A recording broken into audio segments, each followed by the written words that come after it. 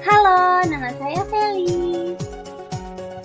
Saya ingin mempresentasikan tentang tata kelola perusahaan. Ada 4 elemen tentang definisi ini yang layak untuk dibahas lebih lanjut. Yang pertama, kita harus menjelaskan apa yang kita maksud dengan aturan. Yang kedua, konsep kolektif. Yang ketiga, kita harus memikirkan apa yang kita maksud dengan pengambilan keputusan. Dan yang terakhir adalah gagasan bahwa dalam tata kelola tidak ada sistem kendali formal yang dapat mendikte hubungan dan hasil. Menurut Peraturan Menteri BUMN tahun 2011, terdapat prinsip penerapan tata kelola adalah transparan, akuntabilitas, pertanggungjawaban, kemandirian, dan kewajaran. Membuat tata kelola bekerja, ada 5 jalinan benang teori. Yang pertama, teori manajemen jaringan. Teori manajemen jaringan ini mengacu pada manajemen hubungan dalam jaringan yang ada, dan yang kedua mengacu pada upaya untuk mengubah struktur atau peserta dalam jaringan. Lalu yang kedua, teori delegasi. Pesan utama dari teori delegasi adalah bahwa jika para pelaku politik kekurangan waktu dan sumber daya untuk mengawasi orang-orang yang ditunjuk secara permanen, mereka dapat mengatur kebijaksanaan birokrasi melalui akses mereka ke lembaga pembuat aturan. Dan yang ketiga, teori interpretasi sosial.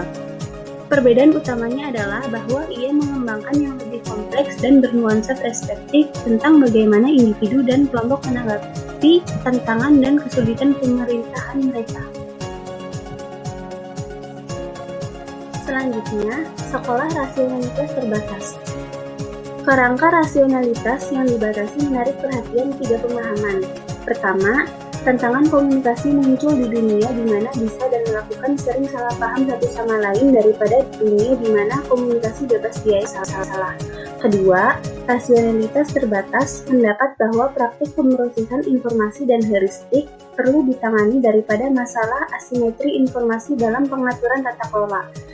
Yang ketiga, rasionalitas terbatas menerima bahwa individu dapat berpikiran untuk bekerja sama dengan orang lain daripada secara otomatis berperilaku dengan cara yang mementingkan diri sendiri dan egois. Dan yang terakhir, teori kelembagaan budaya. Dari perspektif teori kelembagaan budaya, kepentingan orang adalah produk dari hubungan sosial dan asal mula preferensi mereka dapat ditemukan dalam keinginan terdalam dari semua. Bagaimana kita ingin hidup dengan orang lain dan bagaimana kita ingin orang lain hidup bersama kita. Sifat kegagalan tata kelola. Kegagalan tata kelola dapat terjadi karena berbagai alasan.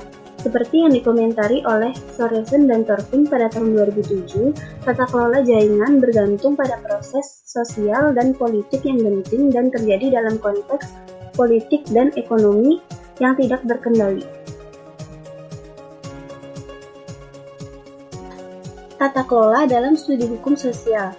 Studi sosial hukum menantang masing-masing proposisi ini yang berasal dari titik awal yang berbeda secara fundamental, bahwa hukum dan konteks sosial tempatnya beroperasi harus dipelajari bersama. Faktanya telah dikatakan bahwa masyarakatlah yang mengontrol hukum dan bukan ada ayat, seperti yang dikutip dalam More tahun 1978. Hukum tampaknya menjadi alat untuk modernisasi di negara-negara dunia ketiga dan untuk menciptakan keadilan sosial di dunia pertama. Selama tahun 1970-an, pandangan yang lebih hati-hati dan terbatas muncul dan sejumlah studi menunjukkan batasan kapasitas hukum untuk mengubah kehidupan sosial. Apropos legal pluralisme, seperti halnya banyak hukum, terdapat juga banyak pengetahuan hukum yang berbeda, seperti dikutip dalam Benda Beckman dan Benda Beckman pada tahun 1991. Individu biasanya memperoleh pengetahuan yang terpisah-pisah tentang berbagai perangkat hukum. Oleh karena itu, alat komunikasi yang melaluinya pengetahuan tersebut diperoleh berbeda-beda. Sendiri merupakan produk perjumpaan kolonial. Mereka menunjukkan bagaimana pembentukan hukum adat, terutama yang berkaitan dengan kepemilikan tanah komunal, berfungsi untuk mempromosikan kepentingan negara dan swasta Eropa di koloni Afrika.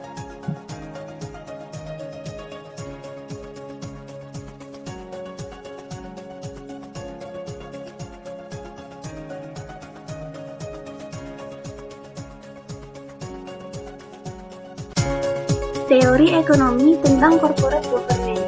Tata kelola perusahaan dari perspektif ini mencerminkan tantangan untuk menjadikan pemegang saham sebagai bos lagi dalam konteks persaingan, kepentingan, dan ketidakpastian, seperti yang dikatakan oleh Hart pada tahun 1995.